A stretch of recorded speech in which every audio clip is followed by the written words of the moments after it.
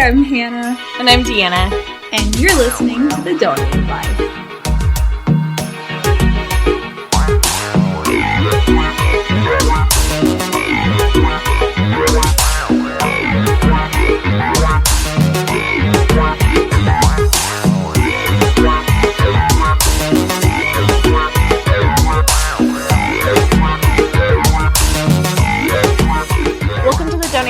We're a podcast of two sisters who recently found each other through 23andMe and found out we're sisters and that we are donor conceived, both as growing up as only children. And we're going to use this podcast to explore what it means to be donor conceived, talk to some of our siblings, talk to other people in the donor conceived community, and a bunch of fun things like that.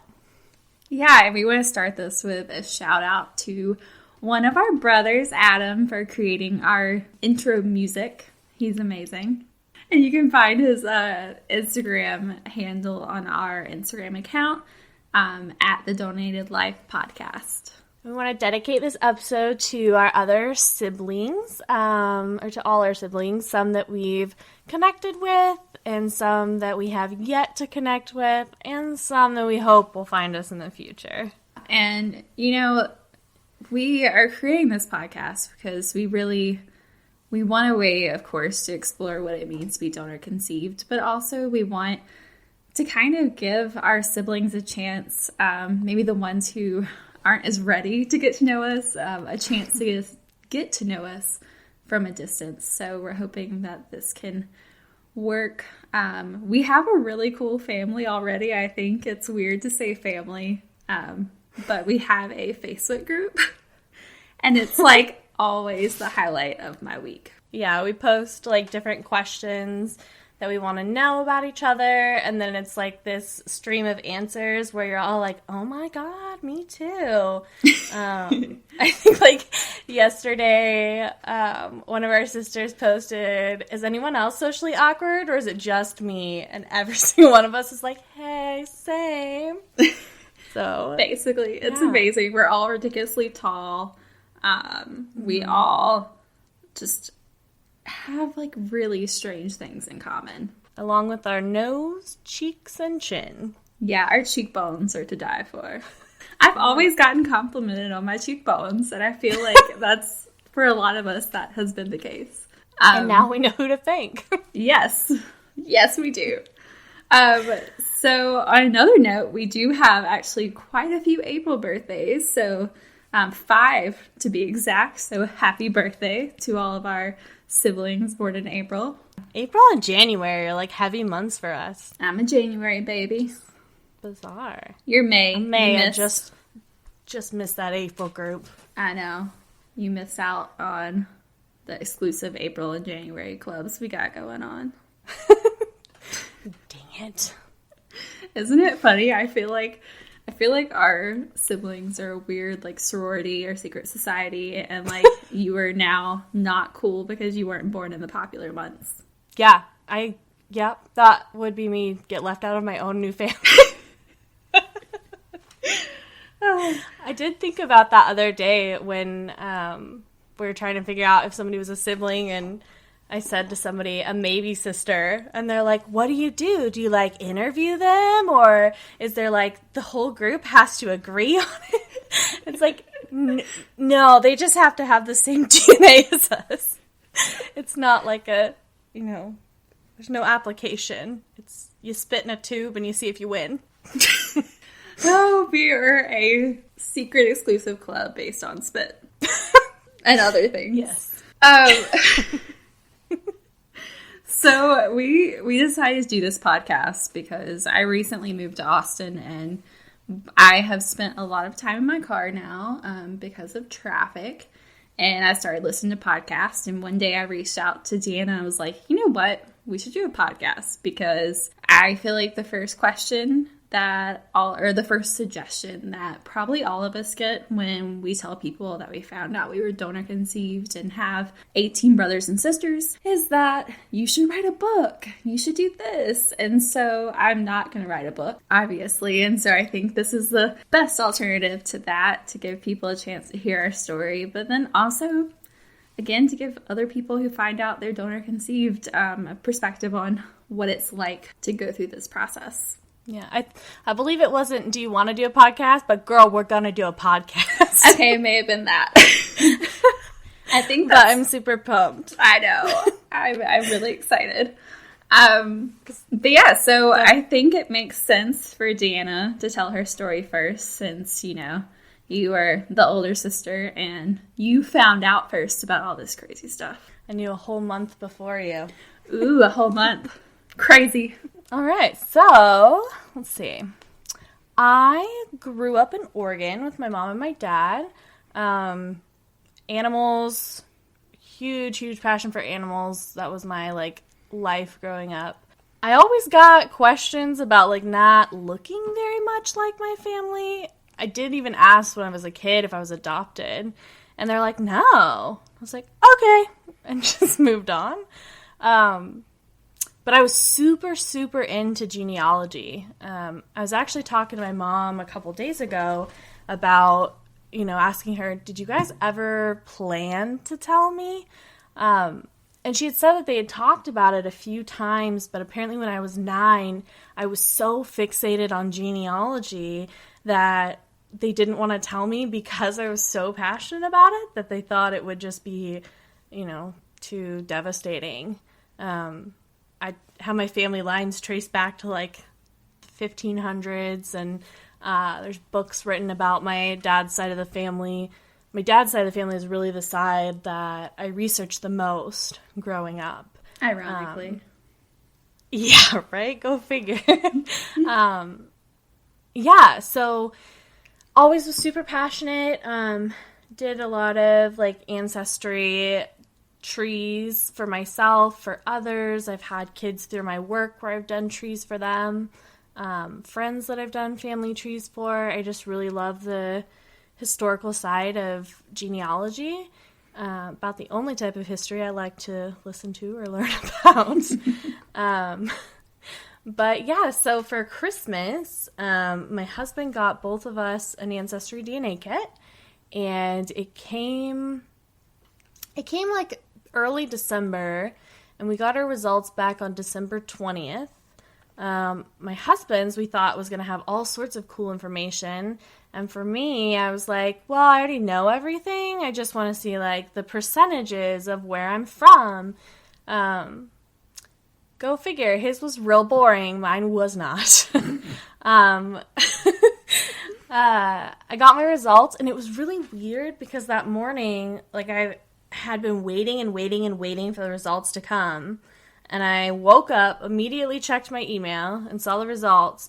And I was like, no, I'm going to get up. I'm going to do some things. Like, I was so excited for it, but yet something told me to just wait till I was, like, ready to really look at it and sit down. Yeah. So I did.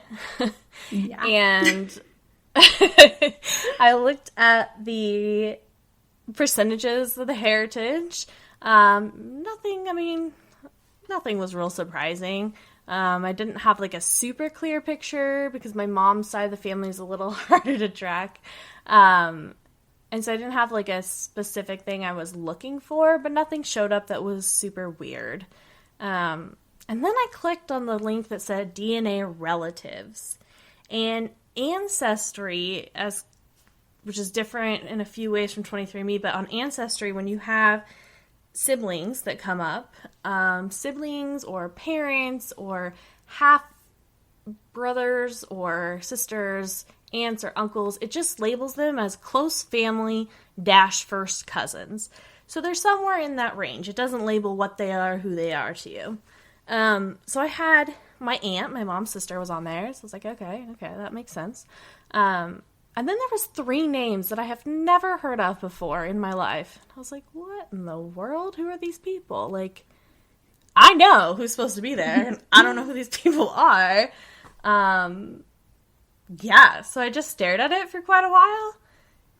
And then I called my mom, and I started with the question, like, hey, this is super weird. Do you have any siblings or kids I don't know about?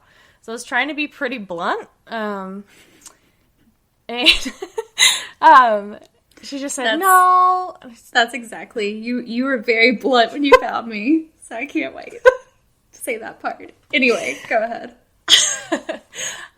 Yeah, so it's just like, do you have any kids or siblings I don't know about? And she's like, what?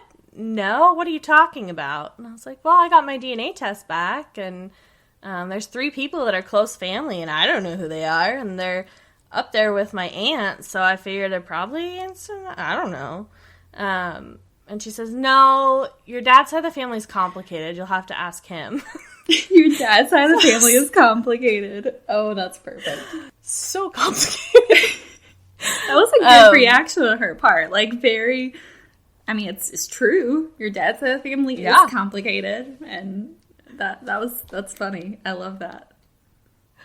My mom, through this whole process, before they flat out told me, every time I've told the story to someone, they're like, your mom should work in PR. Because her answer for everything was just spot on. She handled, like, the kind of freak out really well. Yeah.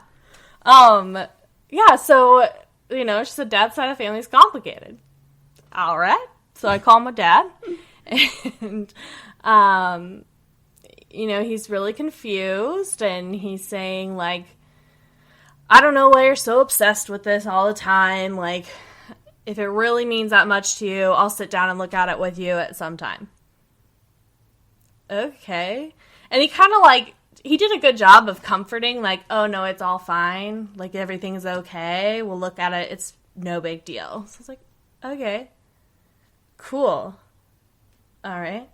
So I messaged the 3 people, and I messaged them saying, like, hey, do you have any, and I use my maiden name, like, in your lines anywhere, trying to figure out how we're related.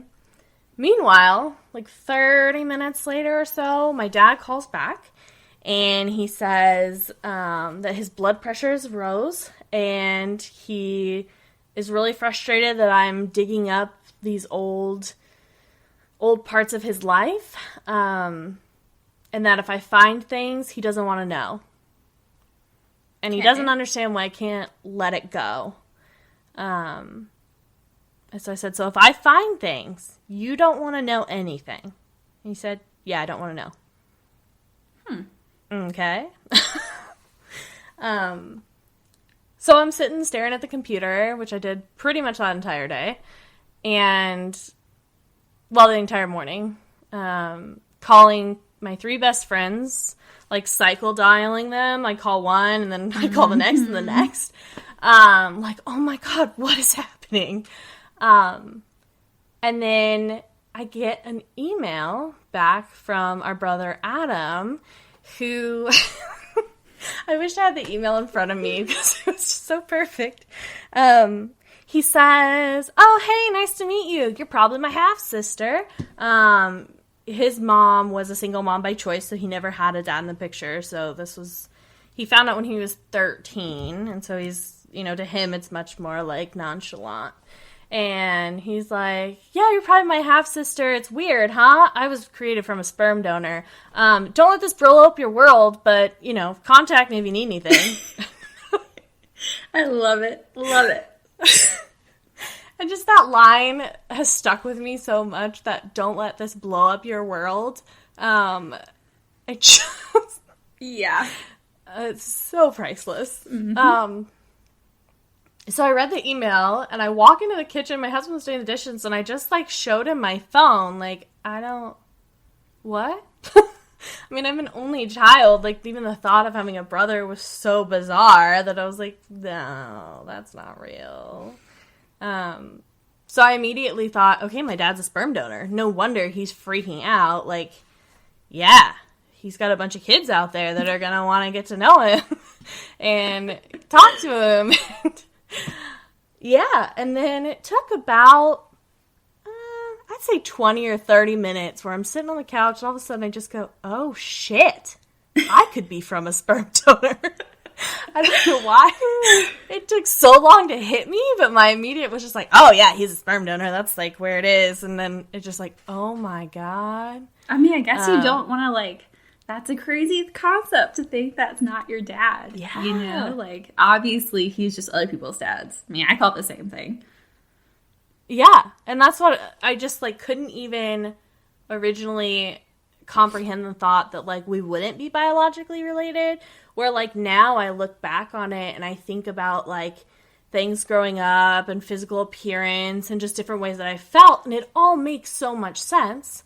I mean, it doesn't change the fact that he's my dad. It just, like, yeah, a lot of things kind of click, and they're like, okay. So it was a few days before Christmas, and my primary concern in all of this was I didn't want to ruin Christmas for everyone. And so I was like, I wanted to push them, but not push them too far. And so, you know, it was clear neither of them wanted to talk about it. So I text my mom, and I'm like, hey, just freaking out a little bit. Like, I know y'all don't want to talk about it, but when you do, that'd be great. Like, I'd love to chat. You're so and then casual in a way. Like, oh yeah, like, when you get a chance, I'd love to chat about the fact that I have a million siblings. Yeah. Well, I didn't know that part yet. I was like, 3. Oh my God, 3 siblings? That's crazy. 3 whole siblings. Oh my God. Now I'm using flashcards on spreadsheets. But anyways. Or a murder board. Oh God, yeah. When I move, I'm gonna get me a murder board like you. Oh yeah, I got you, girl. I'll help you. I'm gonna do a big one. Yeah. I'll have to post a picture of my murder board at some point with, like, the pictures, like, blurred out so no one can see anyone, but just so they can get the feel for, like, how we have to track these people so I can remember who is who. Anyway, your story. Keep going. So I'm driving through town. I took my son, I think, we made some pottery or something for Christmas presents. And, you know, I'm still calling everyone like, oh my God, I don't know. Maybe he is, maybe he's not, I don't know. And we're driving through town, and my mom works downtown, and as we drove through, I saw her walking on her lunch break. So I'm like, all right, this is my chance. I'm going to call her. I'm going to be real casual. I'm going to just start slow. So I called her. I was like, hey, I just saw you when I was driving. How you doing? And I was like, what can I bring for Christmas dinner? Like, just trying to have some really casual conversation and build up to it. And I was like, okay, green beans, I can do that. Yeah. So I just had one question about all of this. And, like, y'all can take your time. Just one question. And I won't even ask other questions if you want. And she's like, oh, okay. I was like, do you want to know what that one question is? So I could just tell you and you can think about it. And she's like, I guess. And I said, so, was Dad a sperm donor, or am I from a sperm donor?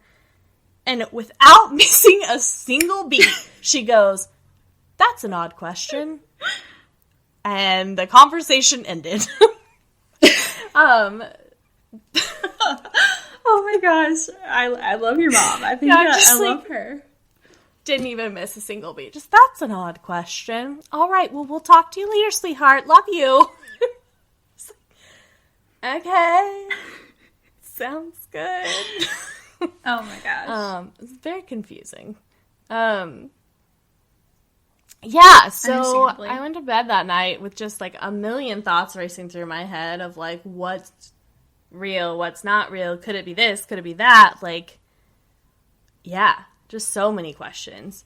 So the next morning, my dad called me, and he's like, I'm calling because I want to set the record straight. And I said, okay. And he's like, we weren't able to get pregnant, so we did use a sperm donor from a sperm bank, and your mom's freaking out. And so I work in mental health. So my job on a day-to-day basis is to validate people, to make them feel safe and secure in their emotions, and just everything in that realm. So I immediately went into work mode, and I'm like, yeah, that must have been so hard for you, and, immediately, like, screw my emotions, let me comfort you, I'm gonna make it as all better as I can. And I do feel guilty because I dug all this up. So, yeah. Which Yeah, we'll get into all that but... processing. It's a whole spiel. Yeah. But yeah, so just went into "You're still my dad. I love you." I think I might have said multiple times to both parents on day one that this is an only child's dream. I get siblings and I don't have to share my parents. Which is true though, right? Like every time I thought about having siblings as a kid growing up, I'm like, yeah. I don't want to share my mom and dad, but I do want siblings. The phone call actually ended in a fairly good space for the most part. We didn't talk about it again until like a week ago, and that was in December. And I just went with the assumption of his way of coping with this is that he just doesn't want to talk about it, and that's fine. Like, he needs time, cool, whatever. So I called my mom right after I talked to him because my dad had said she was freaking out. So I call her, and I will never forget, but I've never been able to feel something over the phone like I did in that phone call. Like, I could physically feel my mother shaking through the phone. And she was crying and, saying that she was sworn to secrecy and not to tell me, and that she thought if I found out that I would never speak to her again and that I wouldn't love her. And as she's crying and sobbing, I'm immediately like, God, you're crazy. Like, why would I do that? That's ridiculous. Yeah. And, she was really relieved, and I was like, you're being ridiculous, Mom. Like, it's all good. Like, I get siblings. I'm pretty pumped. I think it's actually pretty cool.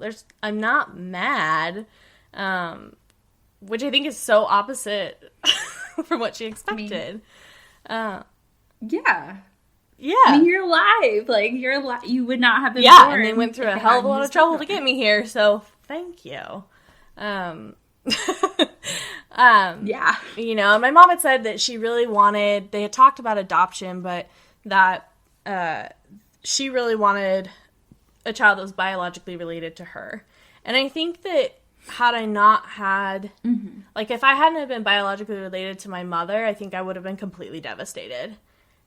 And I don't know why it's okay on the other end, but I think my mom and I have just always been closer, and that would have just been so hard to manage if I had been, like, a double donor and a donor on both ends. But, yeah, so she ended okay with it, and we have a really great relationship now with it where, I'll talk to her, have you got any new siblings? Oh my God, that's so cool. She's really open and really great about it. And, yeah, so when I found out, I immediately was like, okay, I need to take a DNA test on every site humanly possible so I can find all my siblings. So then I took a test on 23andMe, and I went to bed that Friday night, and I knew when I woke up in the morning, chances were I'd be getting a sibling. And so I'm like, all right. And I think because out of the 3 I connected with on Ancestry, in my mind, like, everyone knew about this but me. Like, everyone knew that they were donor conceived, and I was, like, the odd man out. So I'm like, all right, I'm going to be cool about this. So I woke up in the morning and saw I had a new sister named Hannah, and immediately just sent a message. Whoa. And I was like, hey, we're sisters, how cool. Here's my number, text me.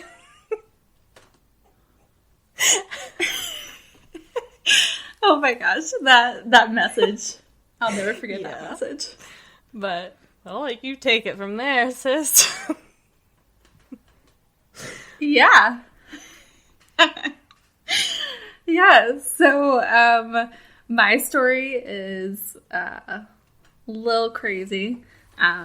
So I grew up as an only child as well. And my mom was my best friend in the world. And my dad and I, we were never as close. And long story short, when I was 13, they both passed away from separate illnesses. Really crazy, 6 days apart. It was weird. to say the least, and definitely hard as a 13-year-old. But I always, like with my dad's side of the family, love him to death. I was always a bit of the black sheep. I'm not going to lie. And always felt a little bit like I didn't fit in. Again, like that can happen in all families. And honestly, it's been really interesting to see how many donor-conceived kids like thought that about like that family. They just felt something was a little off. They're still my family, of course, but it was just that weird feeling that I never could quite explain.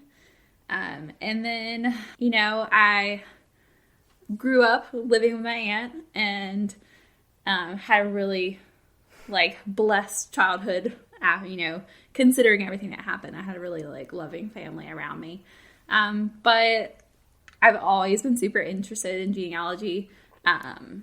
Never dug into it as much as Deanna, as you have, obviously. You were, like, in it, which I love. So eventually when I saw, like, the DNA test, I was like, I really want to take one of those. I want to have, like, some cool, you know, background or something interesting or, you know, and I get it back and it's, like, with my last name being Jones, you know, I was like, okay, I'm English and a mix of other random crap, you know, nothing interesting.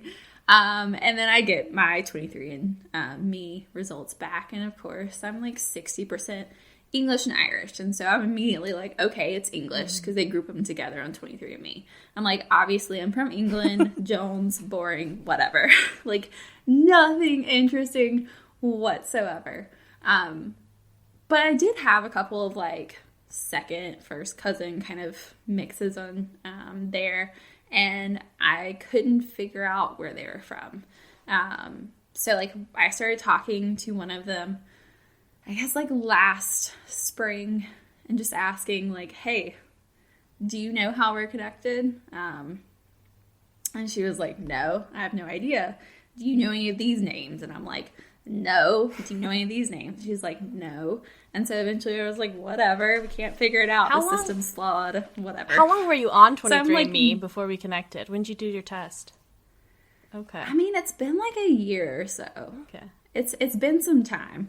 I don't know exactly, but like it's definitely been some time. And I just kind of like was like, whatever. You know, me and this woman, I don't think we're really connected. Or it's like, whatever. So, go on with my life, and I look on there every once in a while. You get all these, like, new relative, like, emails, but it's just, like, your fourth cousin and nothing interesting. And so, I'm on the way to Chicago. We drove up there, me and my boyfriend did, and we had stopped at a Denny's about an hour away from Chicago, and that Denny's was, like, the last moment I was ever an only child. Which is so funny because it's a random Denny's in the middle of nowhere, Illinois. But we left the Denny's to go back on the road, and it was like snowing really hard. And when we're like walking to the car, I look at my phone and I have an email, and it's like, you have a email from someone on, or like a message from someone on 23andMe. And it was from this random girl named Deanna saying we're sisters and I should text her. And so my first thought, like, I started busting out laughing. And I was like, Jeff, like, someone's trying to scam me on 23andMe and get my money. Or, like, I was like, I think I was thinking it was one of those emails you get from, like, the Saudi prince where they're, like, asking you for money for their, like, relative. Like, I don't know. Like, I was like, someone has hacked 23andMe. And so I get on there and it says, like, 26% or something. DNA, and I'm like, okay, that's not a lot of DNA, so like this isn't real and this could be fake and all of this. So I call my aunts right away and they're like, no, you don't have any siblings unless like your dad cheated or something. And I was like, what if he did? I've always kind of hoped he did so that I could have a sibling because I've always wanted one. The dream where dad cheated. So I'm like, what a thing to wish for. I know. So pathetic. I just wanted a sibling. And so I get on Facebook, and of course, like, I'm Facebook stalking you and looking through everything about your parents. I'm like, okay, either my mom cheated or my dad cheated, like one of them cheated, and it was either her dad's my dad or my dad's her dad. And I was looking at pictures and I was like, Well, her dad doesn't look anything like me. And I just could not figure it out. And I'm like texting her, hey, so is it my dad or your dad or what? And she's like, just let me call you. Like, I'll explain, blah, blah, blah. And I'm like, this is so fake. Like, I don't know what's happening. And then she gets my phone, and I'll never forget the first thing you said to me. She was like, well, your dad's not your dad. My dad's not my dad. We were conceived by a donor sperm. His name is blank. And at that point, we had 15 brothers and sisters. Yeah, so you have 15 brothers and sisters. And I'm just like, no, not happening. And it was a lot of, like, laughing and, like, just, no. Like, this can't be real. But also, like, it was. And it was so cool. So, of course, I Snapchatted every one of my friends, 10 Snapchats in a row. Like, you will never guess what's happening in my life.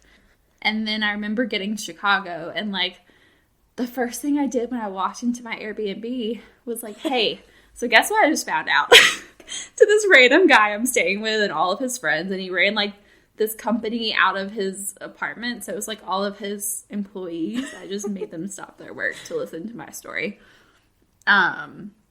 And then I remember going to Starbucks and looking around. I remember telling Jeff, I was like, that could be my sister. That could be my brother. Like, I don't know. And, like, the crazy part is like, one of our sisters was literally in Chicago a couple weeks earlier visiting family. So I literally could have seen my sister. But yeah, so it's been kind of crazy ever since. I remember when I first found out, too. It's like, yeah. It's like this weird, like, you feel like it needs to be a secret, so you don't want to tell a bunch of people, and then every single human you see, you're like, oh my god, let me tell you. Because I remember going to work, and one of the people I work with is friends with my uncle, and in my family, no one besides my parents knew. So in my mind, I'm like, all right, I can't tell him. Like, I don't want it to get to my family, so I have to be really careful. I think it took me like 10 minutes before I was like, oh my god, you guys listen. This is what happened, and I have to tell you about it. And, yeah. I've emailed all my coworkers before I came back to work, and I said, you all need to be free at 8 a.m. Tomorrow, like Tuesday morning, because I have something really important to tell you. And so I made all of them get together so I could tell them at the same time. Yeah. Because it's a long story. I didn't want to have to say it over and over again. So, yeah, I made them get together. Yeah. I was trying to be, like, efficient. I appreciate that. You know, just get it all out at once. Because they're going to have the same questions. So you might as well let them ask at the same time. But they were like, what is going on? They thought I was all getting, like, they thought I was getting engaged. And I was like, no, very different. Just a ton of sisters and brothers. It was, yeah, no, you want to tell everyone. But then, like, for me, it's been so different because my parents aren't alive. So, like, I don't have a lot of the secretive aspects. And, like, that when it's, your parents are involved, you know, it's I remember a little bit harder. When you text me so I just, that first day, and I was at my son's karate class, was the only reason I didn't call you immediately, because it was so loud in there. And I remember in our text, you being like, do you know who your parents are? And I'm like, yeah. You? And you're like, yeah, but they're dead. And I remember, I don't know how many times I just went, oh my god, I'm gonna have to tell her. And I was like, I was freaking out. I was like, because you never know, like, I mean, you're a stranger at that point. I don't know, like, where you're at in your grieving process, how long ago, like, how fresh that is. And I'm like, I'm gonna have to tell her dad's not her dad, and I'm just gonna, like, I was, oh my gosh, and I probably said it, said, like, dead, not even, like, they passed away. You were literally like, parents are dead. Yeah, I do, but they're dead. Sorry. I was like, okay. I can be so morbid. I don't mean to. I think when, like, people just die all the time, you just, you have to, So, a little insensitive. You definitely have the better end of that.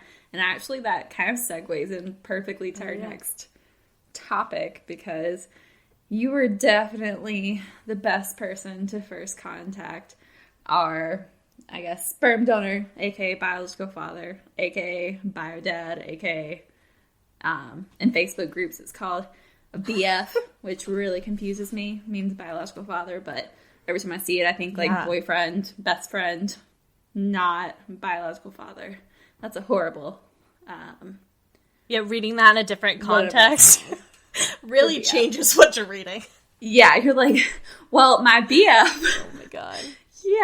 Yeah. Anyway, so Deanna is basically was a sleuth in a former life, and can track anyone I'm stuck down, on BF, so. and I'm thinking like half of the posts I read it says BF. Yeah, imagining them as my like immediate thought is like, oh my god, dump him, just dump him. Because of all the like awful donor stories that there are, where like I reached out and he won't talk to me and he won't accept me, and I'm like, freaking dump him then. Such a different context. That is so true. Oh my gosh. And also like another little lingo lesson. So like your dad you grew up with is called a social dad too. That's also been something to learn. So you have your social dad and your bio dad. But then there's all kinds of like, they don't want to call it bio dad because you're not your dad. Didn't blah blah blah blah. So yeah, I remember the first time I saw social, because like the kids who your donor has with their wife, or the kids that live with them, are called their social children too, right? Like they're still our brothers and sisters, but they're called their social children. And I remember the first time I joined, like 2 days after I found out, I joined a couple Facebook groups, which have been so helpful for processing, because like no one gets it unless they're in it. And you would be amazed how many people got the Christmas present of, surprise, you work from a sperm donor. But I remember reading like a post about like, well, his social son said this and his social daughter said this. And I'm like, are they just like super social, or like... Like, what the hell is a social daughter? What the hell is a social son? Did these people just talk weird? It took me like 2 days before I finally asked, and someone's like, oh! And I was like, shit, I should have asked that the first day, because I've had so many hypotheses at this point. Yeah.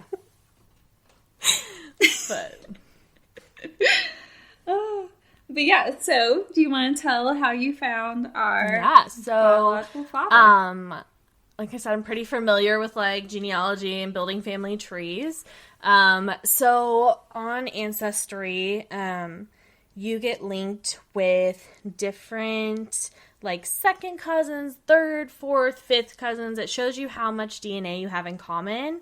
And like a crazy person, I sat in front of my computer every second of the day that I wasn't working, trying to build what we call mirror trees. So taking a cousin match and then building their family tree out until you find some sort of like great or great-great or great-great-great grandparent in common with a different cousin match, and then you build it back down.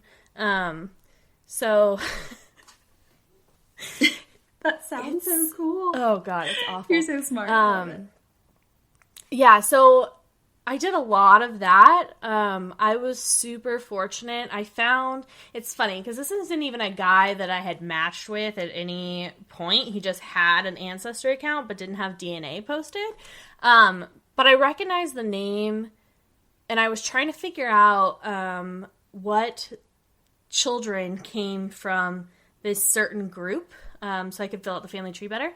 And I messaged who I now know is our great-granduncle, who is a fabulous human being and was just so kind. Because when you're in this situation, it's terrifying to reach out and be like, so someone in your family is a sperm donor. They probably don't want to know who I am, but like I want to know my medical history. So can you help me? It's just like, especially when you've been on like the donor conceived Facebook groups and you see all of these horror stories of like the rejection. Oh my god, of people just being awful. And like, I actually want to put this in there. Like, as donor-conceived children. No. We did not choose to be born this way. This is like, it was decided for us, and again, very happy to be alive. But also, like, as someone who's giving sperm, like, I know there was all this anonymity before, but, like, with modern technology, that's just not possible, and you can't, like, there's so many, like, sperm donors who are so, and I mean, even egg donors who are just awful to that's a topic for another day, but it's really, really bad. Anyway, so understandably, you were kind of freaked out about reaching out. Oh God, he was so kind, and he, it was almost like, if you're listening to this, hey, but it's almost like he put on like his detective glasses with me, and he's like, "We're on it." And we emailed back and forth for like a few days of like constant, like, I think 10 or 20 emails a day, of just him answering my questions, and he was just so kind. So I thought I had it narrowed down to, oh God, I don't even know if I told you this part, but I thought I had it narrowed down to one of these two people, and they were cousins of each other, and I was trying to figure out which one it was. One was the great-granduncle's brother, who was like a war hero who had passed away, but like loved by everyone. The other was his first cousin who disappeared, was the black sheep of the family. No one talks to him, nor likes him. And he's immediately like, yeah, I think it's that dude. I was like, damn it, really? You think it's him? And then he showed me pictures, and I'm like, really? That's what we're going with? Okay. And I went on this mission. I had zero interest in having a relationship with my biological father. I really was out for medical history. And, like, yes, I was curious. I had some curiosity, but I wasn't, like, seeking a dad. I already have a great dad. I don't need a dad. Like, just was trying to, one, who are you? Two, tell me my medical history, because that's a whole different story for another day. But I wasn't seeking a relationship. So knowing that it was this black sheep of the family, I was like, okay. So it was more like, he's like, okay, do you want me to get in touch and ask him? And I'm like, well, I guess. So he didn't have the direct contact information for that guy. So he messaged the guy's sister. Because like I said, no one talks to the guy. But there's so much, like, stereotyping around sperm donation as is. But basically the collective from everyone was like, yeah, that seems like something he'd do. Yep. And he's like, well, nobody knows him, so, like, that seems like something he'd do. And the other tricky part is that I was conceived in California. So, in my mind, whoever the biofather was had to have been in California during that time. Because I didn't understand or have the... I'm at the point where I know so much about sperm donation that I don't want to know. But I know a lot of things. And one of the things I know is that it's shipped internationally, as we have a brother born in Saudi Arabia. Like, it goes everywhere. So just because I was conceived in California means absolutely nothing. But, yeah, so I was like, was he in California during this time? And he's like, I don't know, none of us talked to him. Maybe. I was like, great, okay. So I'm waiting for him to hear back.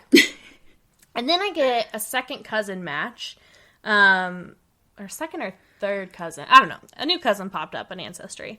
And she wasn't related to my other biological or paternal cousins. So I was like, how is that even possible? Like, you're both from the biofather's side. How can you guys not be related? And some beautiful human in Facebook world posted this picture when I asked that question, like, how is this possible? They hand drew me a little chart, and I have saved that chart. I have used that chart so many times. And it's just this, like, little hand-drawn thing with, like, 4 or 5 boxes on lined paper. And I don't know who you are, but you are just a beautiful human being. Because that was, like, what broke it all apart for me. Was when I saw... Oh, I'm so bad at explaining this. Like, but it's like... How are they... So, like, my grandpa, his brother, so my paternal grandpa, right? Say his brother had, you know what? I'm going to send you the picture because I can't. Yeah. Okay. Maybe we can even post the picture on Instagram. I tried to explain it in an interview the other day, and I couldn't. Like, I explained it 4 different times, and he's like, wait, what? And I was like, yeah, you have to see it. But there's a way. Yeah, it's so basically we'll like your people's people's siblings have kids, and so those people aren't related because they're the siblings' kids. Which kind of makes sense. So... Okay. Yeah. Kind of makes sense. So what I did, though, was found out, okay, so you guys aren't blood related, but you're both related to me. So somehow y'all connected.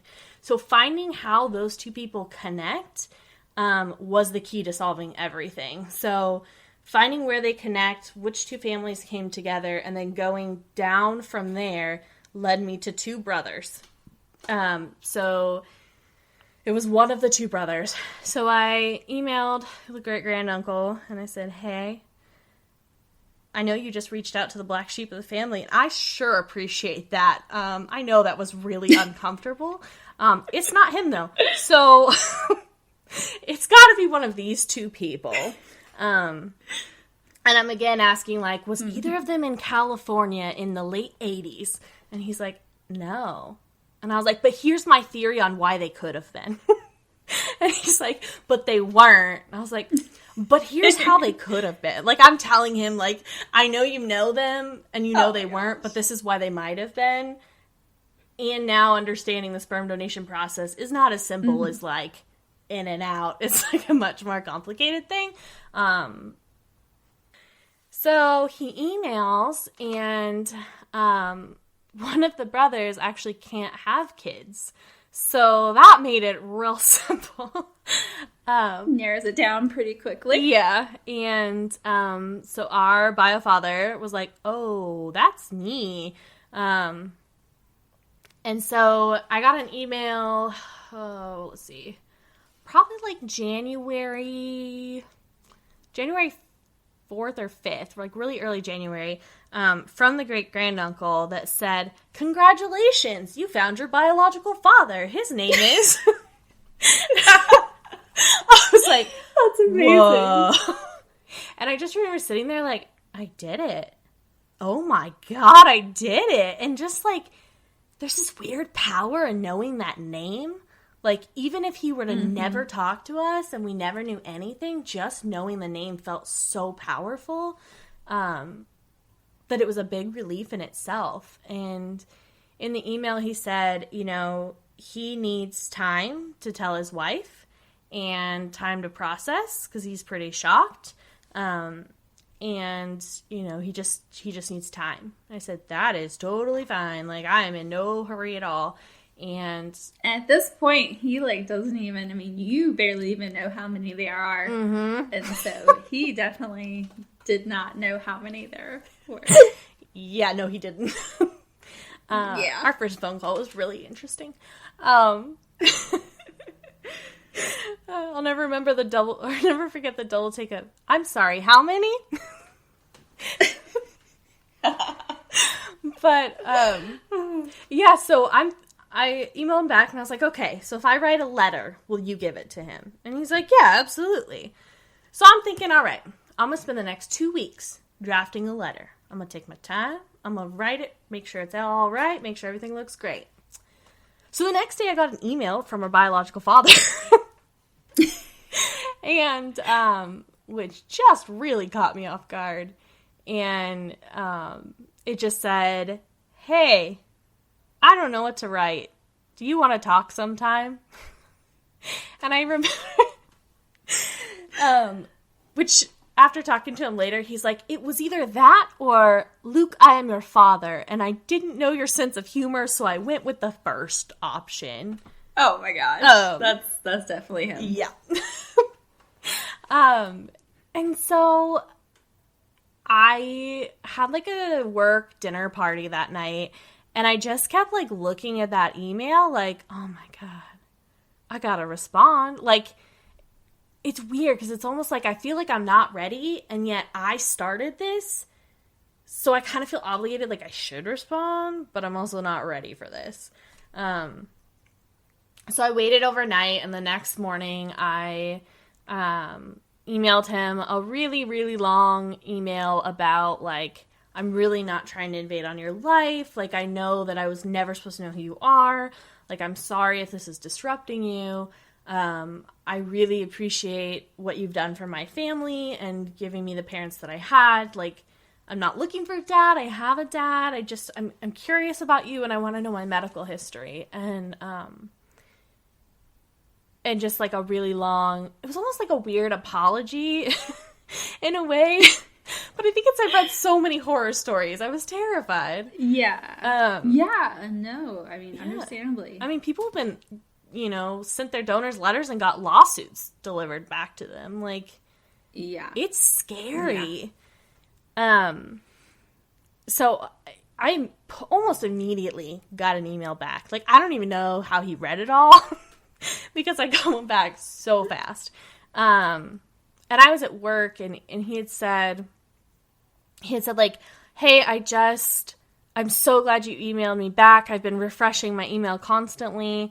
I would love to talk to you. I'm at a basketball game, but I could call you in like 15 minutes if that works. And I just was like, what the hell? Oh my God. And I was like freaking out. And I think everyone at work could see it because I was like jittery all of a sudden. And like, my job is to like emotionally regulate myself so I can emotionally regulate others. And so everyone's like, you good? I'm like, yeah, no, I'm fine, I'm great. It's fine. It's just a day, it's great. And like internally panicking. So that was fun. Understood, yeah. And then I messaged back and I was like, I'm at work. Like, I don't get home till 6. I don't know what time zone you're in. But if you want to call at 6, that would be okay, I guess. And he's like, yeah, that's 9 o'clock my time. That works great. I'll call you then. It's a date. And I was like, okay. And I sent him my phone number, and he's like, I'll call you. I was like, okay, sounds good. And I was sitting in my bedroom at 6 o'clock on the dot. I went in there like 10 minutes early to like try and mentally prepare myself, take some deep breaths. I had a notebook out so I could take notes. I took 8 pages of notes in our first phone call. That's amazing. I could read half of them, so that's cool. But yeah, so I don't know. We'll probably get more into him at a later state, but I think short end of that story is we are incredibly lucky to have the donor that we have and to have the relationship we have with him and the openness. Like, when I'm at the doctor, I can call him and be like, hey, what's my medical history? Because I don't know. And he's just like, oh, yeah, sure, it's this. No problem. You can ask me whatever.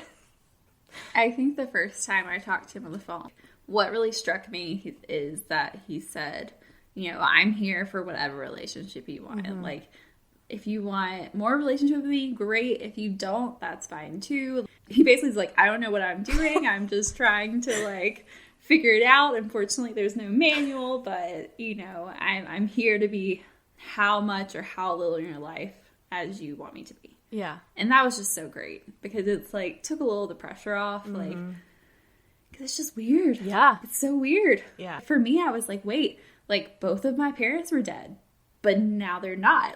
I have a biological father out there. That was just so weird. Yeah. On top of all the siblings I never thought I had. I'm not an orphan. Like, yeah. I know that's such a weird thing to say, but like, I didn't have parents, and now it's just weird. Yeah. It's one of those things that's hard to just like grasp mentally and hard to process what that means. Yeah. And I mean, we're both in therapy trying to process, and we're still not like sure what's going on, so that's fine.